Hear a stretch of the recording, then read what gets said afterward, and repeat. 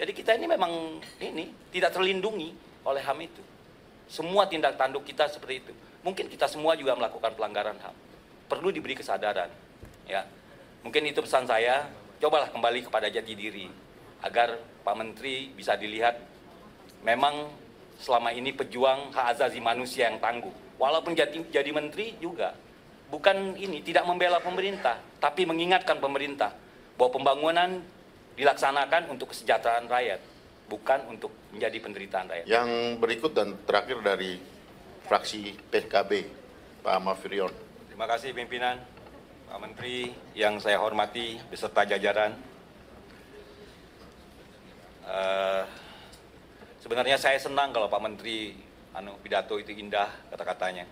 Jadi tadi saya menikmati waktu dipotong itu saya agak marah juga gitu. Yang kedua, saya senang Pak Menteri waktu jadi di Komnas HAM. Tapi dalam 105 hari Pak Menteri menjadi menteri ini, saya tidak melihat apa yang pernah Pak Menteri lakukan ketika di Komnas HAM. Tadi Pak Menteri juga bicara tentang mainstream human right, pengaruh utamaan HAM dalam pembangunan. Saya senang.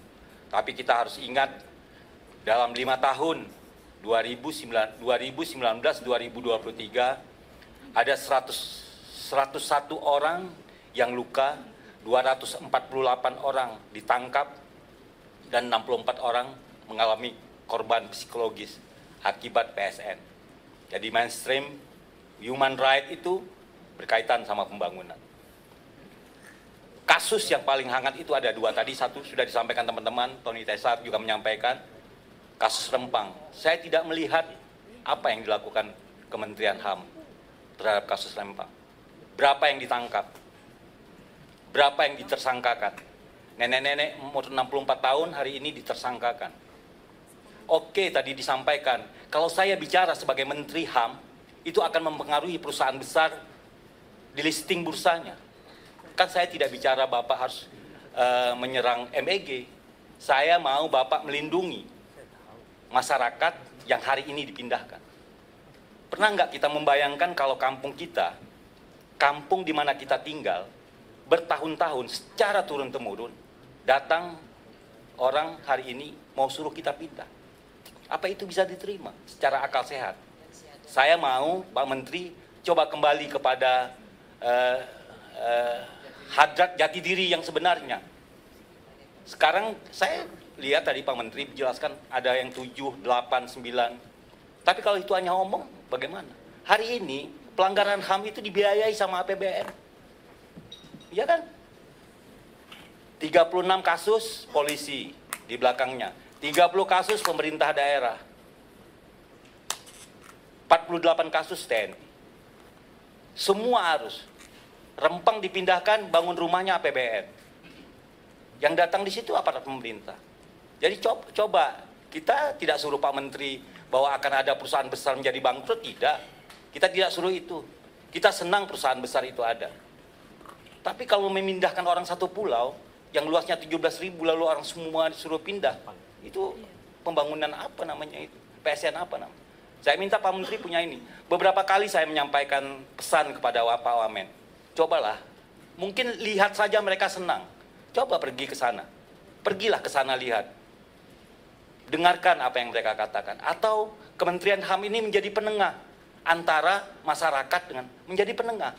Bukan membela, tidak membela pemerintah, menjadi penengah supaya ada solusinya.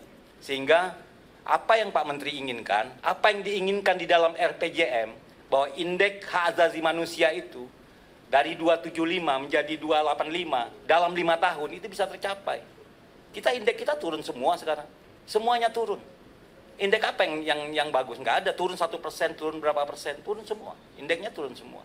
Indeks pendidikan, kesehatan, mau indeks apa aja. Jadi kita ini memang tidak terlindungi oleh HAM itu. Semua tindak tanduk kita seperti itu. Mungkin kita semua juga melakukan pelanggaran HAM. Perlu diberi kesadaran. Ya, mungkin itu pesan saya. Cobalah kembali kepada jati diri agar Pak Menteri bisa dilihat memang selama ini pejuang hak asasi manusia yang tangguh. Walaupun jadi menteri juga bukan tidak membela pemerintah, tapi mengingatkan pemerintah bahwa pembangunan dilaksanakan untuk kesejahteraan rakyat, bukan untuk menjadi penderitaan rakyat. Terima kasih. Billahi taufiq wal hidayah. Assalamualaikum warahmatullahi wabarakatuh. Tambahan terakhir pimpinan. Saya nambah sedikit dari PKB, Bapak. PKB nambah sedikit saja. Silakan. Makasih. Assalamualaikum warahmatullahi wabarakatuh. Suara ibu. Bapak Menteri dan pimpinan komisi serta rekan-rekan yang saya hormati, saya hanya ingin mendapatkan sedikit saja. Kemarin lusa tanggal 3 kita rapat dengan Komnas Perempuan, di mana permasalahan-permasalahan pelanggaran HAM di perempuan itu sangat banyak sekali dan banyak yang tidak terselesaikan. Nah, ini kami hanya berharap, karena saya seorang perempuan, tentu kita sangat peduli kepada keadaan perempuan. Saya berharap bagaimana Pak Menteri juga bisa ikut menyelesaikan permasalahan-permasalahan yang terjadi di Komnas Perempuan, agar supaya tidak makin meningkat, tetapi ada penyelesaian-penyelesaian yang signifikan. Saya kira hanya itu saja, sehingga koordinasi yang dilakukan dengan berbagai instansi itu bisa terlaksana dengan baik. Sebagaimana tadi saya lihat apa yang dijabarkan oleh Pak Menteri begitu banyak, begitu sangat baik sekali, tetapi sentuhan terhadap perempuan ini yang ingin kami tekankan. Terima kasih. Assalamualaikum warahmatullahi wabarakatuh. Izin pimpinan, tadi saya pikir satu partai satu, jadi ketika PDIP berbicara, Pak, jadi dari PDIP tambah satu juga. Setelah itu. Terima kasih. Terima kasih pimpinan dan anggota Komisi 13 yang saya hormati, Kakak Natalis Menteri Hukum beserta seluruh jajaran yang saya hormati. Pertama, saya berikan apresiasi untuk paparan program yang sudah disampaikan. Yang kedua, saya pikir saran saya kepada Pak Menteri untuk perlu ada strategi dan terobosan cepat yang bisa mendorong perhatian serius dari Bapak Presiden agar dukungan anggaran bisa maksimal untuk Kementerian HAM. Yang ketiga, saya pikir sesuai dengan amanat Perpres, kementerian ini kan fungsinya mengkoordinasikan berbagai macam persoalan-persoalan HAM yang harus diselesaikan dan difasilitasi oleh pemerintah. Sehingga saya menyarankan untuk Kementerian HAM ini tidak bekerja dan berjalan sendiri dengan semua paparan program dan konsep yang sudah dipaparkan oleh Pak Menteri. Karena kementerian ini harus melibatkan lintas sektoral. Salah satu mitra strategis dari Kementerian HAM adalah kepolisian dan juga beberapa mitra lainnya. Itu perlu sekali supaya apa yang tadi disampaikan semua oleh teman-teman ini bisa terselesaikan dan kita menekan angka pelanggaran dari waktu ke waktu. Yang kedua, saya pikir sangat mendukung sekali dengan pemberian amnesti ya.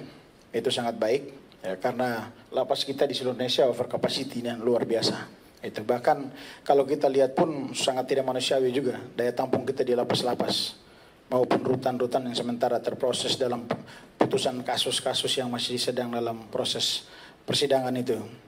Jadi saya pikir ini memang membutuhkan prioritas.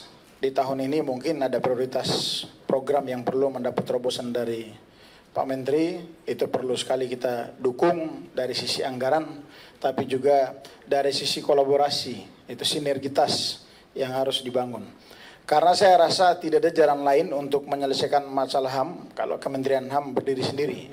Mudah-mudahan di tahun baru ini dengan semangat baru, dengan semangat juga Bapak Presiden untuk menyelesaikan masalah HAM, Pak Menteri sudah bisa memberikan terobosan dan meyakinkan pemerintah dan DPR termasuk rakyat Indonesia bahwa ada berbagai macam kasus-kasus yang menjadi isu-isu krusial yang kita bisa selesaikan dalam waktu dekat. Ini mungkin dari saya, pimpinan, terima kasih. Baik.